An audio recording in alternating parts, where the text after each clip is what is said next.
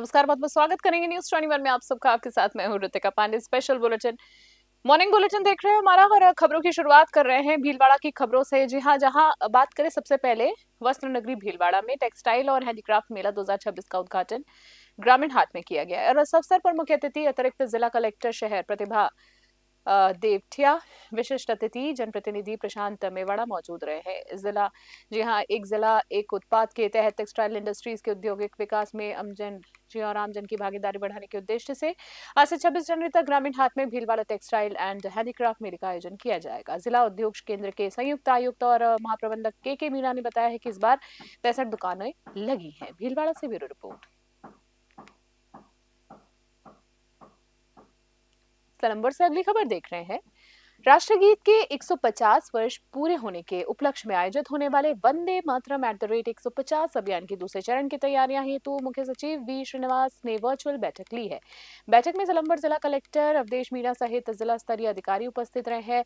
मुख्य सचिव ने बताया है कि दूसरे चरण की थीम स्वतंत्रता का मंत्र वंदे मातरम और समृद्धि का मंत्र आत्मनिर्भर भारत रखी गई है। इस अभियान का उद्देश्य राष्ट्रभक्ति के साथ स्वच्छता, पर्यावरण और सामाजिक समरसता को बढ़ावा देना है। जिला कलेक्टर ने शिक्षा, स्वास्थ्य और ग्रामीण विकास विभागों को विशेष जिम्मेदारी सौंपते हुए इसे जन आंदोलन बनाने का आह्वान किया है। अभियान के तहत 23 जनवरी को सिलंबर जिले के सभी विद्यालयों के सामूहिक वंदे मातरम गायन और 25 जनवरी को सांस्कृतिक संध्या आयोजित की जाएगी। सिलंबर से ब्यूरो रिपोर्ट। जयपुर से अगली खबर देख रहे हैं। राजस्थान में प्रस्तावित डिस्टर्ब एरियाज बिल 2026, जी हाँ, को लेकर राजनीति घमासान शुरू कर चुकी है। जी हाँ, आपको बता दें प्रदेश कांग्रेस अध्यक्ष गोविंद सिंह डोटासरा ने इस गुजरात मॉडल की नकल बताते हुए इसको भाजपा सरकार पर गंभीर आरोप लगाए हैं। पीसीसी वॉर रूम में आयोजित प्रेस वार्ता में डोटासरा ने कहा है कि ये बिल जनहित में नहीं बल्कि राजनीतिक एजेंडे से प्रेरित है। उन्होंने चेतावनी दी है कि इस कानून से प्रदेश में निवेश घटेगा और सामाजिक सौहार्द बिगड़ेगा। कांग्रेस ने स्पष्ट किया है कि आगामी विधानसभा सत्र में इस बिल को पुरजोर विरोध इसका किया जाएगा और इसे सदन से सड़क तक मुद्दा बनाया जाएगा। जयपुर से आदिल खान की विशेष रिपोर्ट देख रहे हैं आप। सबसे पहले तो मैं आपका स्वागत करता हूं प्रदेश कांग्रेस कमेटी की तरफ से। ये सरकार पर्ची से बनी, ये हम पहले दिन से कह रहे हैं और वो पूरी तरीके से जनता भी पर्ची सरकार इनको कहती है। और मैं बार बार कहता हूं कि ये सरकार अपने विवेक से काम नहीं करती है। इनके पास में पर्ची आती है और उस पर्ची को ही ये पढ़ने का काम 2 सवा 2 साल से कर रहे हैं। ये जो पर्ची आई है, ये गुजरात मॉडल की पर्ची आई है और दिल्ली से पर्ची आई है। ये सरकारी भाषा नहीं है, संवैधानिक भाषा नहीं है, ये एक राजनीतिक एजेंडे की भाषा है। संवैधानिक भाषा ये हो ही नहीं सकती।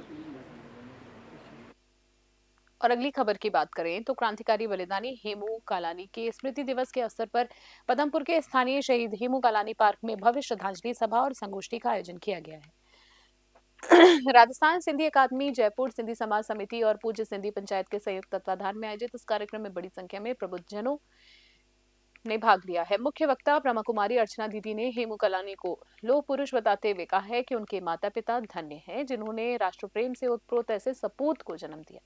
कार्यक्रम के दौरान 4 दर्जन से अधिक प्रमुख व्यक्तियों ने शहीद के चित्र पर पुष्प अर्पित कर उनकी सर्वोच्च बलिदान को याद किया। पदमपुर से मंगत राम वर्मा की स्पेशल रिपोर्ट देख रहे हैं आप।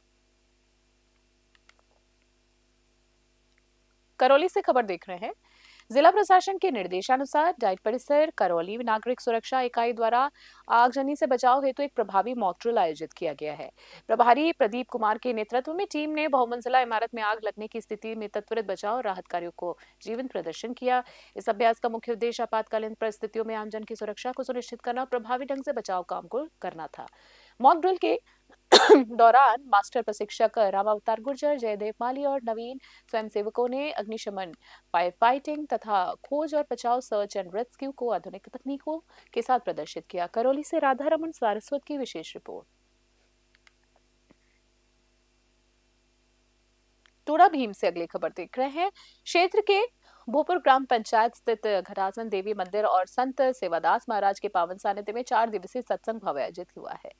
इस आध्यात्मिक समागम में बड़ी संख्या में श्रद्धालु पहुंचकर संतों के अमृत वचनों का रसमान लोग कर रहे हैं। सत्संग के दौरान संतों ने ज्ञान, भक्ति और वैराग्य के त्रिवेणी संगम पर प्रकाश डाला है। प्रवचनों में मीराबाई के अनन्य प्रेम और त्याग का उदाहरण देते हुए श्रोताओं को सन्मार्ग पर चलने हेतु प्रेरित किया गया है। संत की बात करें तो संत सेवादास महाराज ने अपने संबोधन में कहा है कि सच्ची भक्ति और जीव दया ही मानवता का असली आधार है। टोडा भीम से भगवान जांगीर की विशेष रिपोर्ट। और अगली खबर धौलपुर से देख रहे हैं। जी आपको बता दें, जहां धौलपुर में अरवा चौराहा स्थित महाराजा मैरिज गार्डन में सकल हिंदू समाज सम्मेलन की तैयारियों को लेकर एक महत्वपूर्ण बैठक आयोजित हुई है। बैठक में जिला कार्यवाह जितेंद्र सिंह और सह खंड कार्यवाह हरिशंकर का मार्गदर्शन रहा है।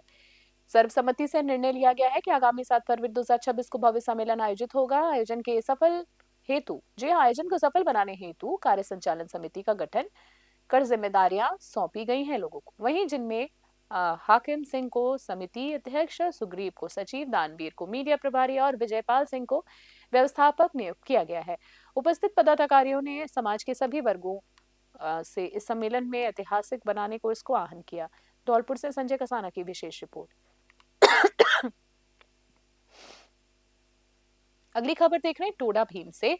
टोडा भीम क्षेत्र के धौलेटा गांव में जन सहयोग से आयोजित 6 दिवसीय सांस्कृतिक दंगल का बुधवार को विशाल जुदा दंगल के साथ भव्य समापन हुआ।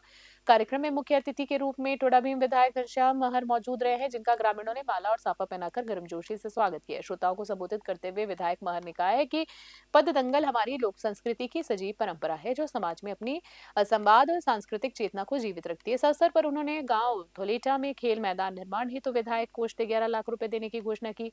धौलेटा से सागरपुर होते हुए अंधियाड़ा खिड़ा तक नई सड़क निर्माण की सौगात दी है। वहीं दंगल के समापन अवसर पर विभिन्न पार्टियों ने अपनी गायकी से समा बांध दिया। टोडा भीम से भगवान जांगड़ी की विशेष रिपोर्ट।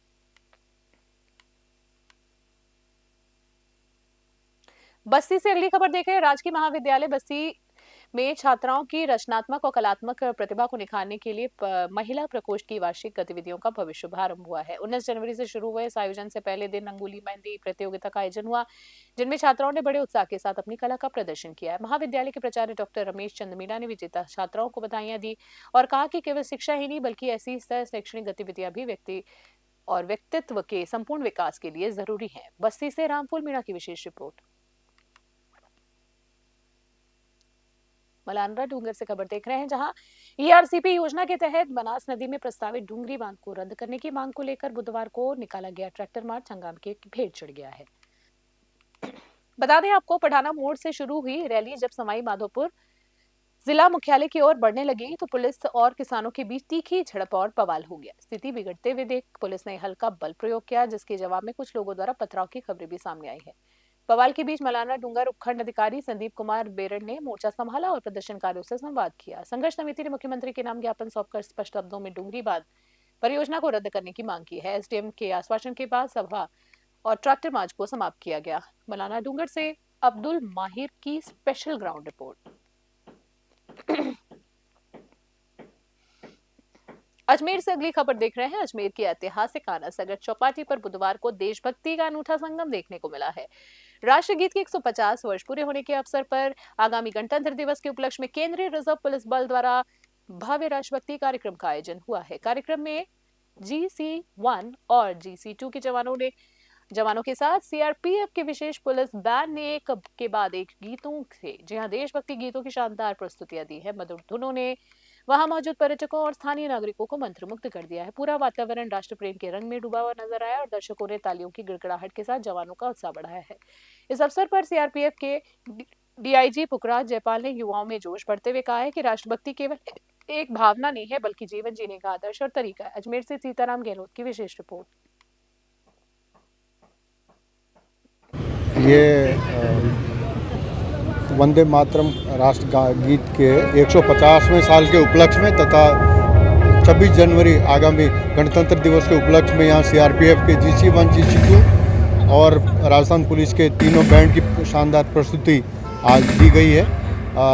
राष्ट्रभक्ति से ओतप्रोत गीत संगीत से यहाँ देश के अजमेर के निवासियों में राष्ट्रभक्ति से ओतप्रोत कार्यक्रम का जो है आयोजन किया गया। और इसका मकसद यही है कि हमारे देश के हमारे नागरिक जो हैं वो उससे प्रेरणा लें और देश की राष्ट्रीय सुरक्षा में अपना योगदान दें और अच्छे नागरिक के रूप में उभर के आएँ। खास करके विशेष तौर पे मैं युवाओं के लिए संदेश है देशभक्ति का, राष्ट्रभक्ति का, इस जज्बे को बनाए रखें और अपना योगदान राष्ट्र के लिए प्रगति में भरपूर देते रहें। और अगली खबर देख रहे हैं खाटू श्याम जी से। जी हाँ, जहां विश्व प्रसिद्ध बाबा श्याम की नगरी खाटू श्याम में श्रद्धालु की सुरक्षा का पुख्ता इंतजाम करने के लिए पुलिस प्रशासन ने कमर कस ली है। सीकर एसपी के निर्देशानुसार डीएसपी राव आनंद के नेतृत्व में होटलों, गेस्ट हाउसों और धर्मशालाओं में दूसरे दिन भी सघन चेकिंग अभियान जारी रहा है। लंबे समय से स्थानीय निवासियों और व्यापारियों द्वारा होटलों में संदिग्धों के ठहरने की शिकायतें मिल रही थी।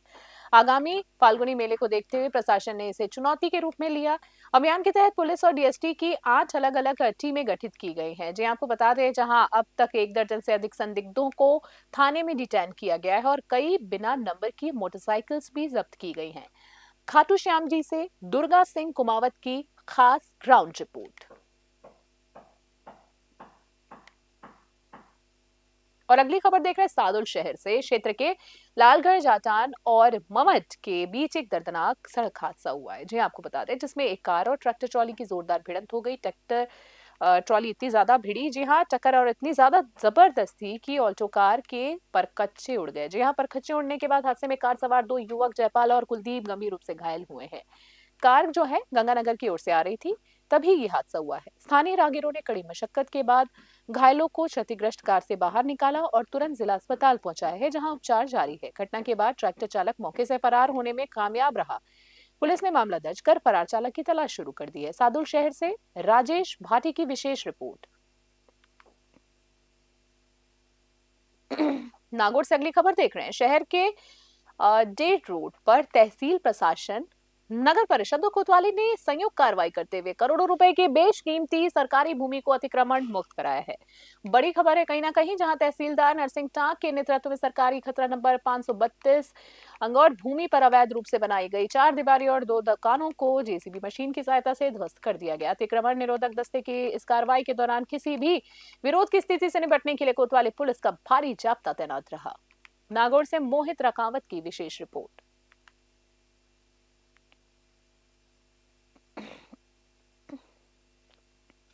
और इसी बीच अगली खबर आहोर से देख रहे हैं, जहां आहोर क्षेत्र के चरली स्थित आदित्य कॉलेज ऑफ नर्सिंग में गुरुवार को सुआ देवी जोहार सिंह सेवा संस्थान द्वारा भव्य विधानसभा स्तरीय प्रतिभा सम्मान समारोह आयोजित किया गया है। कार्यक्रम में मुख्य अतिथि के रूप में जालोर जिला कलेक्टर प्रदीप के गवांडे उपस्थित रहे हैं, जबकि अध्यक्षता स्थानीय विधायक छगन सिंह राजपुरोहित ने की है। समारोह में आहोर विधानसभा क्षेत्र के कुल 840 करीबन प्रतिभावान छात्र छात्राओं को सम्मानित किया गया, जिन्होंने बोर्ड परीक्षाओं में 80% से अधिक अंक प्राप्त किए थे। सभी विद्यार्थियों को प्रशस्ति पत्र दिए गए और बैग्स भी प्रदान किए गए। विशेष रूप से 95% से अधिक अंक लाने वाली प्रतिभाओं को 1100 रुपए की नगद राशि देकर प्रोत्साहित किया गया है। विधायक छगन सिंह राजपुरोहित ने संस्था से इस प्रयास की सराहना की है संस्था की, और कहा है कि ऐसे आयोजनों से ग्रामीण क्षेत्रों की प्रतिभाओं को आगे बढ़ने का हौसला मिलता है। वहीं आरएस पागाराम देवासी ने भी सफलता के सूत्र को साझा करते हुए युवाओं को निरंतर परिश्रम करने के संदेश दिया। आहोर से संजीव कुटल की विशेष रिपोर्ट। श्रीमती सुआ देवी जोहार सिंह जी सेवा संस्थान द्वारा आयोजित प्रतिभा सम्मान समारोह, जिसमें मेरी इच्छा थी कि 80% से ऊपर जितने भी अपने छात्र छात्राएं जो बोर्ड परीक्षा में जिन्होंने अंक अर्जित किए उनका सम्मान हो और उनको एक मोटिवेशनल बातें भी रखे। तो एक आरएस अधिकारी और एक आईएएस अधिकारी ने बहुत अच्छे से इनका मोटिवेशनल करा है। मुझे विश्वास है कि ये बच्चे आगामी समय में जरूर अपना गोल निर्धारित करके आगे बढ़ेंगे। ये मेरा मोटो था, उद्देश्य था, इसीलिए ये कार्यक्रम रखा था। मैं सभी प्रतिभावान छात्रों को बधाई देता हूँ, शुभकामनाएं देता हूँ। यही आपके माध्यम से कहना चाहूँगा। आहोर से अगली खबर देख रहे हैं, जहां गरीब मजदूरों और ग्रामीण भारत के संवैधानिक अधिकारों की रक्षा के लिए कांग्रेस पार्टी द्वारा मनरेगा बचाओ संग्राम अभियान के तहत आहोर क्षेत्र में हरजी गांव में महत्वपूर्ण बैठक आयोजित की गई। राजीव गांधी भवन के सामने आयोजित इस सभा में बड़ी संख्या में कांग्रेस पदाधिकारी और कार्यकर्ताओं ने शिरकत की है। सभा को संबोधित करते हुए जिला प्रभारी सुमन यादव ने कहा है कि मनरेगा ग्रामीण अर्थव्यवस्था की रीढ़ है और केंद्र और राज्य सरकार की नीतियों के कारण आज मजदूरों को ये अधिकार उनके खतरे में आ गए हैं। उन्होंने कार्यकर्ताओं से आह्वान किया है कि वे गांव-गांव जाकर मजदूरों को उनके अधिकारों के प्रति जागरूक करें। जिलाध्यक्ष रमीला मेघवाल और सरोज चौधरी ने भी सभा को संबोधित करते हुए कहा है कि कांग्रेस पार्टी मजदूरों के हितों के लिए सड़क से लेकर सदन तक संघर्ष करेगी। इस दौरान महिला जिलाध्यक्ष संतोष कंवर, पूर्व जिलाध्यक्ष भंवरलाल मेघवाल और सवाराम पटेल ने भी अपने विचार व्यक्त किए। आहोर से संजीव कुटल की खास रिपोर्ट। मनरेगा बचाओ संग्राम हमारा जो पार्टी ने गाइडलाइन दी है, क्योंकि मनरेगा का जो मूल जो था बिल, जो मूल भावना थी, उसको नष्ट करके नया बिल जो लाया जा रहा है, ये जनता के साथ धोखा है, गरीब आदमी के साथ धोखा है। इसके लिए हम गांव-गांव जाके ये आवाज उठा रहे हैं, इसके लिए इस बिल को रद्द किया जाए और पुराने बिल को उसी स्वरूप में लागू किया जाए। मैम, आप इसके बारे में क्या कहेंगे? मैं ये कहना चाहूंगी कि इसका जो स्वरूप है एक प्रकार से पूरा ही बदल दिया गया है। इसमें जैसे पहले ये 90% हमारे लोग जो थे दिल्ली वाले, वो लोग देते थे, बजट आता था, लेकिन इन लोगों ने अब 60 और 40 का रेशियो रख दिया है, जो वास्तव में सरासर इन लोगों के साथ नाइंसाफी है।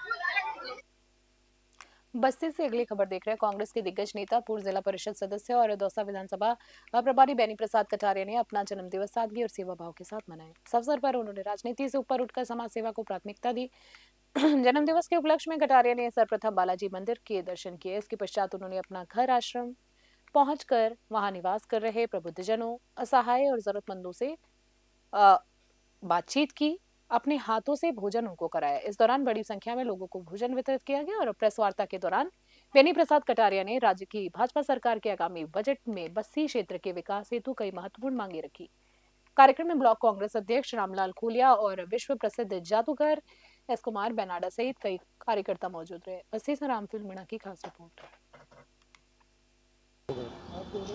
आप सभी मीडिया के सभी साथियों को मेरा नमस्कार, नववर्ष की शुभकामनाएं और आने वाले गणतंत्र दिवस की शुभकामनाएं।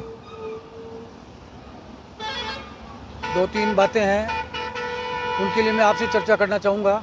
बस्ती विधानसभा क्षेत्र से जैसे मैं हूँ, काफ़ी लंबे समय से हम संगठन के रूप में, एक जनप्रतिनिधि के रूप में काम कर रहे हैं लोगों के लिए। और मेरे साथ में हमारे बस्ती नगर कांग्रेस के अध्यक्ष रामलाल खोलिया जी भी हैं, साथ में हमारे सामाजिक सरोकारों से जुड़े हुए जादूगर एस कुमार जी भी अंतर्राष्ट्रीय, और हम सब साथी बैठे हैं। बस्ती विधानसभा क्षेत्र में सबसे बड़ी मांग इस समय ये आ रही है, लोगों की जनभावना है कि जो केंद्र का जो बजट आ रहा है आने वाले समय में जल्दी, उसमें केंद्रीय विद्यालय स्वीकृत हो और बस्ती की जनता को केंद्रीय विद्यालय की सौगात मिले। बेहद आवश्यकता है इसकी। तो मैं समझता हूँ केंद्र सरकार इस पर गौर करेगी। यहाँ की जनता। खास बुलेटिन में बने रहे न्यूज़ 21। फिलहाल के लिए नमस्कार, जय हिंद, जय भारत।